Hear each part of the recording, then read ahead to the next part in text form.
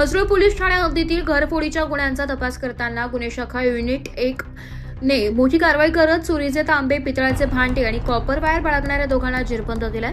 या कारवाईत एकूण 4,57,800 रुपयांचा मुद्देमाल हस्तगत करण्यात आला असून 2 घरफोडीचे गुन्हे उघडकीस आले। म्हसरूळ पोलीस ठाण्यात फिर्यादीने दिलेल्या तक्रारीनुसार त्यांच्या दुकानात घरफोडी करून अज्ञात चोरट्यांनी तांबे, पितळाचे भांडे व इतर वस्तू चोरून नेल्या होत्या। या प्रकरणी गुन्हा दाखल करण्यात आला होता।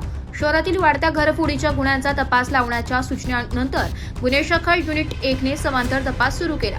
तपासदरम्यान पोलीस अंमलदार आप्पा पांडवळ यांना गुप्त माहिती मिळाली की चोरीस गेलेले तांबे, पितळाचे भांडे माडसांगवी येथील एका भंगार विक्रेत्याने खरेदी केले। त्यानुसार पोलिसांनी शेहबाज कासिम चौधरी वर्ष 19 राहणार देवळाली गाव नाशिक याला ताब्यात घेतलं।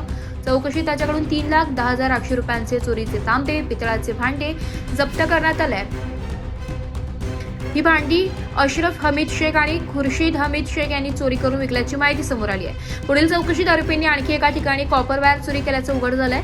ही वायर जाबीर उर्फ जुबेर उमर अरब वर्ष 43 राहणार खोडेनगर नाशिक यांनी विकत घेतल्याचं निष्पन्न झालं।